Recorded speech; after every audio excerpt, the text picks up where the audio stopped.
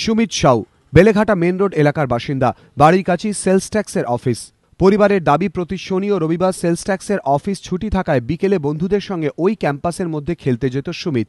এই শনিবারও বিকেলে সে সেখানেই খেলতে যায়, কিন্তু তারপর থেকেই আর তার কোনো খোঁজ মিলছিল না। বন্ধুদের জিজ্ঞাসা করেও কোনো হদিশ মেলেনি। পরিবারের তরফে এন্টালি থানায় একটি নিখোঁজ ডায়েরি করা হয়। রবিবার সকাল থেকে ফের এলাকায় খোঁজ শুরু হয়। এরপর সেলস ট্যাক্স অফিসের মধ্যে খুঁজতে গিয়ে দেখা যায় অফিস ক্যাম্পাসের মধ্যে থাকা জলাধারের ঢাকনা খোলা। প্রত্যক্ষদর্শীদের দাবি, কাছে গিয়ে দেখা যায় ভেতরে ভাসছে সুমিতের দেহ। খবর পেয়েই ঘটনাস্থলে পৌঁছে দেহটি উদ্ধার করে এন্টালি থানার পুলিশ। কালকেও খোঁজা হয়েছে, আজকেও ছেলেরা এখানে খেলতে এসছে।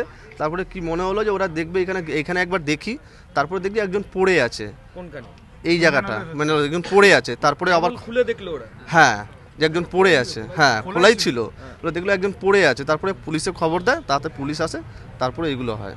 ঘটনাস্থলে আসেন ডিসি ইএসডি ধ্রুবজ্যোতি দে এবং নারকেলডাঙ্গা থানার পুলিশ কর্মীরাও। দেহটি ময়নাতদন্তের জন্য পাঠানো হয়েছে। তবে পুলিশ জানিয়েছে দেহে কোনো আঘাতের চিহ্ন মেলেনি। অসাবধানতাবশত জলাধারে পড়ে গিয়ে জলে ডুবেই সুমিতের মৃত্যু হয়েছে বলে তাদের প্রাথমিক অনুমান। ময়ূক ঠাকুর চক্রবর্তী, এবিপি আনন্দ, কলকাতা।